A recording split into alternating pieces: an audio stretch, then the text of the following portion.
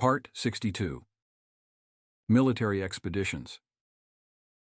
Following Surah al-Hajj, the Muslims embarked on a series of expeditions. The primary goal of these expeditions was to demonstrate to the Quraysh that the Muslims were not meek and defeated. They were an independent political and military force. The secondary reason was to strangle the Quraysh's imports and exports. Mecca's centrality to Arabia's trade routes made it an economic powerhouse, and compromising those routes was a major blow. A tertiary goal was to expand the Islamic State by forming alliances with nearby tribes. There were two types of expeditions: Ghazwa, plural, Ghazawat, which is any battle that the Prophet attended, and Sariyah, plural, Saraya, which is any battle that the Prophet commanded but did not attend. Burayda narrates, "The Prophet attended 19 Ghazawat and physically fought in 8 of them. They were the battles of Badr, Uhud, Al-Muraisi, Al-Azab, that is Handak, Qadid, Haybar, conquest of Mecca, and Hunain. As for the Saraya, there were many. Ibn Ishaq lists 30, Al-Waqidi counts 48, Ibn al-Jawzi notes 56, and so on. The discrepancies are due to differences in deciding what constitutes a Sariyah. By all accounts, there were at least 30. The first military expedition was called Al-Abwa, which took place on the 12th of Safar in 2 AH, 9 months after the Hijrah. The Prophet heard that a caravan from the Quraysh was exposed, and the Muslims set off to raid it. They did not catch the caravan, but the Prophet made alliances with the tribes surrounding Medina called the Banu Damra, and the Islamic State expanded for the first time. In the second expedition, they encountered the enemy, but there were no casualties, as a third party quashed the conflict. Nonetheless, Sa'd ibn Abi Waqqas made history by shooting the first arrow for the sake of Allah. The next expedition was Ghazwa al-Ushaira, which would prove to be a defining moment in Islamic history. The Prophet took around 150 companions to raid the Quraysh's annual caravan heading to Syria. It held over 70% of the wealth in Mecca, including over 70 camels and much more. The Prophet had intended to intercept the caravan, but they were not able to cross paths. However, a member of the Quraysh had accidentally strayed from the caravan and saw the Muslims approaching, which allowed him to warn Abu Sufyan, the leader of the caravan. The Prophet did not know that the Quraysh knew of their approach, and Abu Sufyan used this to his advantage. He sent an envoy to Mecca to mobilize an army. In the meantime, one of the allies of the Quraysh ambushed Medina at night, stole some camels, and killed some camel herders. As soon as the Prophet heard, he mobilized 70 companions, but the men fled.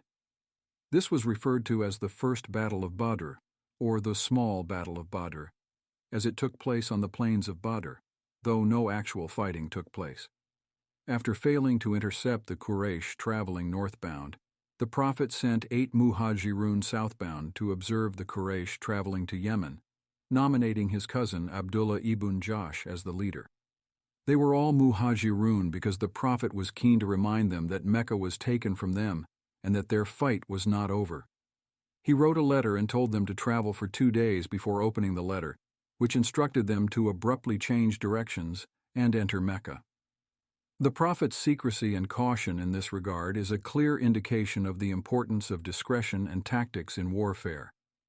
The letter also instructed Abdullah ibn Jahsh not to force any of his 7 companions to accompany him into Mecca, owing to the extremely high risk of the operation. Assuming certain death, Abdullah ibn Jahsh said, "Whoever of you is eager for martyrdom and wishes to meet Allah soon, let him come with me, and whoever does not, may return back to Medina." They all accompanied him and continued onwards, and the expedition was called Sariyah al-Naqla.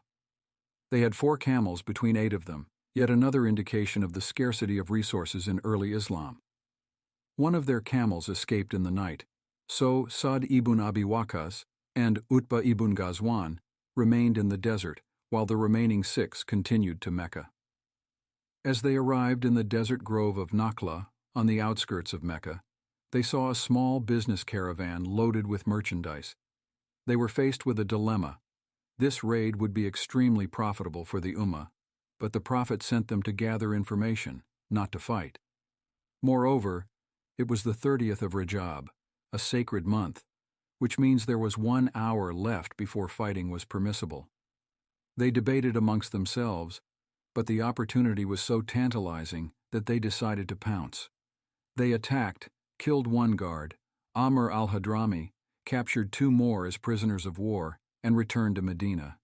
The Prophet was displeased with their actions.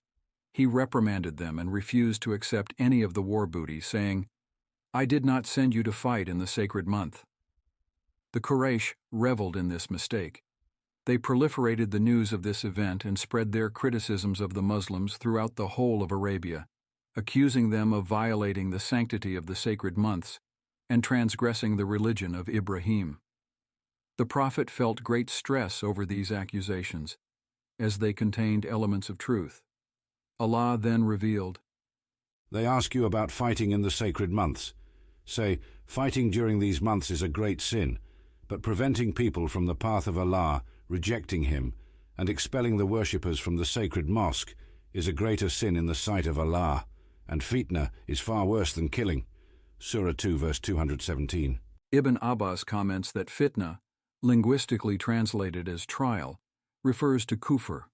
However, other scholars have added that it may encompass the general persecution of the Muslims. After this verse was revealed, the Prophet accepted the war booty and requested ransoms for the prisoners of war. However, he stipulated that he will not release them until Sa'd ibn Abi Waqqas and Utbah ibn Ghazwan return safely. The 2 companions were not actually captured. They were still in the desert and eventually returned safely. The Prophet then released the hostages, and one of them, Al-Hakam ibn Kaysan, accepted Islam and returned to the Prophet on his own accord, but only after the ransom reached the Prophet.